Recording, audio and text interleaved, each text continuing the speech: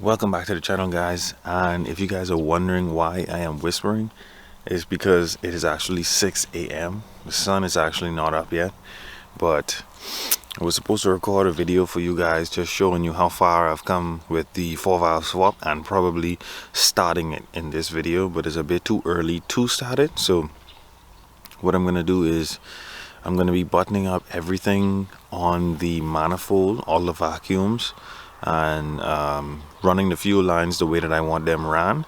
And then later on in the day, probably in the middle of the day when it isn't an inconvenience, I'm gonna crank this thing up and let you guys hear it. But let's get into today's video.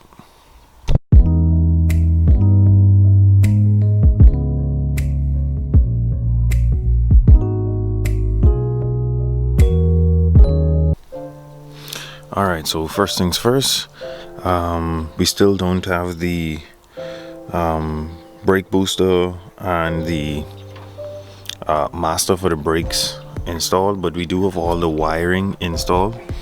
The complete wire harness is installed, the crank sensor, the cam sensor, all of the injectors, all of the coil packs, all of the vacuums. I have them run the way I want to. The fuel rail, I have to put on both lines, the feed and the return line. I'm not gonna be messing with the coolant system just yet. I got two hoses there I gotta block off. I need to go and buy me a belt for a 98 Mark 8. Definitely gotta do that. The vacuum lines were pretty tricky. I know they look janky, but I just wanted to make sure I have everything hooked up. And this motor has the intake manifold runner plates, so I had to run vacuums to those as well. It's kind of difficult for me to record, but I gotta hold this light in one hand. So this vacuum source has two hoses coming off of it, one going to each I think those are regulators or diaphragms, whatever these. And what happens is, as you're in vacuum, it ends up closing those plates to give you better response, and when you get above like 3000 RPM, it opens those plates up wide. Let me give you guys a look underneath. We still haven't put in the drive shaft. We gotta put that up. We gotta fill the tranny. Gotta put the brake system back together, power steering system back together, install the radiator. We definitely got to clean out this car. That's one of the biggest issues now. Too much junk in it. But like I said, the wiring system is completely connected, and we have no issues there. I am now going to attempt to complete the fuel system, which is just two lines, and then we can go from there. Alrighty, so sun came up a bit. I want to show you guys how I ran the fuel lines. One fuel line for the feed that goes up top. I got a little heat protective casing on it, like what I put on the wires. And this is the return line coming from the regulator. A little bit of casing on top of that. I'll probably run some tape over it to clean these up. You know, the clumps of the casing a bit pushed out, but some electrical tape should make it look a lot better. But yeah, that's the return and the feed lines. All the vacuums are hooked up, all the wiring is hooked up.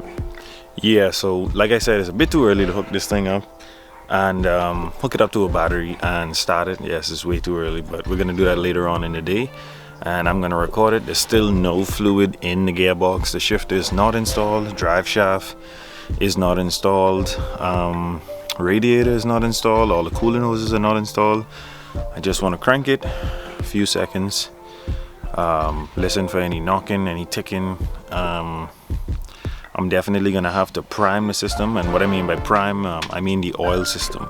I'm gonna have to take out the fuel pump fuse and roll the motor over maybe for like 10 to 15 seconds, make sure oil is circulating through this thing, let it sit, check the oil level itself, and then we can proceed to start this thing. But like I said, all of that is going to be later on in the day. So for right now, I'm really surprised at how similar this intake manifold looks to the cathedral style intake manifold on an LS. It's really it makes you think that Ford was trying to copy the LS with this thing being all aluminum, dual overhead cam, and just trying to compete with Chevy. But definitely, I'm hoping this thing starts up. I'm hoping it sounds really good, but all of that is just hopes. We gotta wait till later on in the day and just see what it does. All right, so it's a bit later on in the day. Sun is literally maybe an hour away from going down, but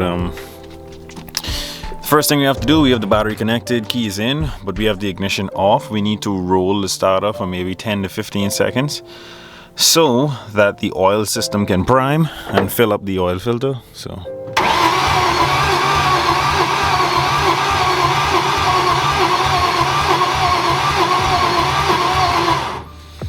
give it a couple seconds to cool down.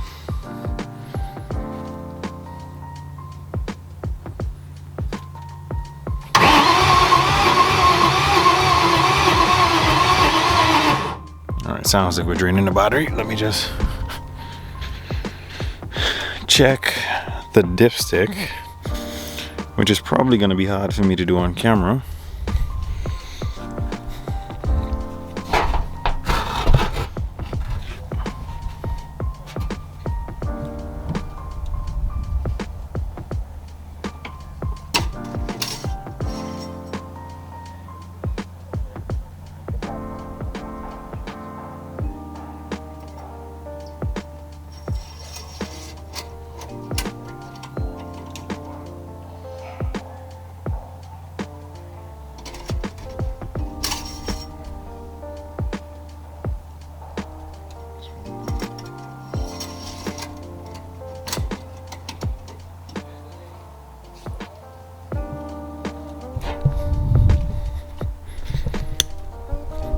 Alright, oil seems to be good. I'm gonna now check for fuel leaks.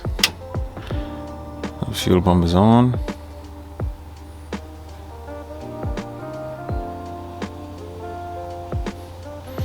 I'll let that stay on and check for any leaks under the hood.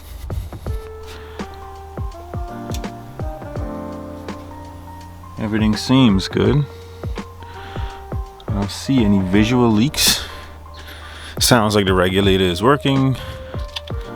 Yeah, fuel is going back to the tank properly, and I'm not sure why, but just knowing my luck, I really don't want to start this thing, but let's start it. Let's try it.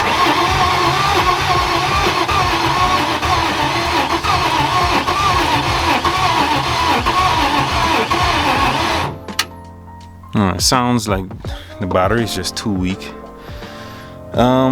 Also,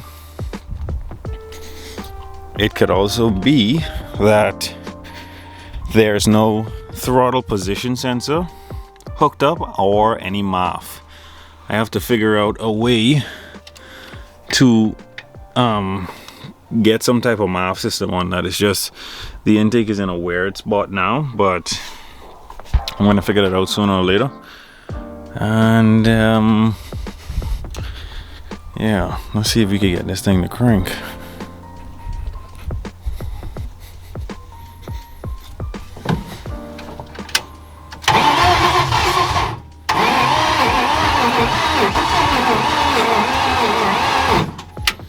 Yeah, it seems like the battery is just too low. All right, let me get to swapping out this battery.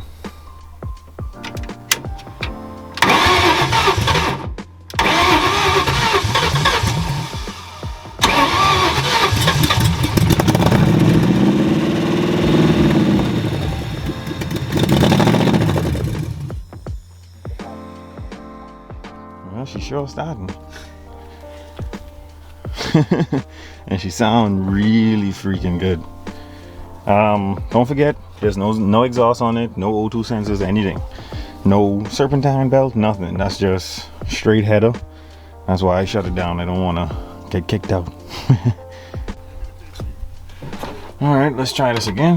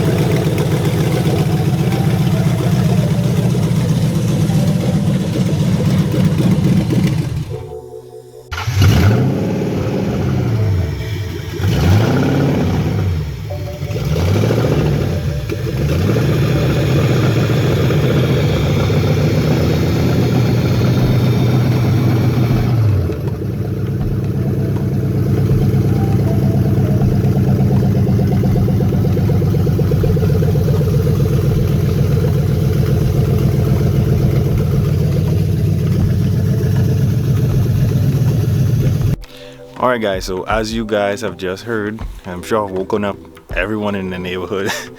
The 4-valve swap is running. There's no exhaust on it. There's no drive shaft in it. There's no fluid in the gearbox, no radiator, no belt on it, nothing. So I just wanted to start it before I went through all that work of buttoning this thing up. And I know it's not knocking. I know it's running good, you know, for as far as I can see. But thank you guys so much for watching. Thank you guys so much for subscribing and tuning into every video. And make sure to share these videos with your friends, anyone that you think would enjoy content like this. Like I said, I'm doing 4 videos a week now, not 3. Hopefully I can do them Monday, Tuesday, Wednesday, and Friday. But even if they don't come in that order, I'll be making sure that 4 videos get put out a week. But thank you guys so much for watching the video. Don't forget to like, share, and subscribe. I'll catch you guys on the next one.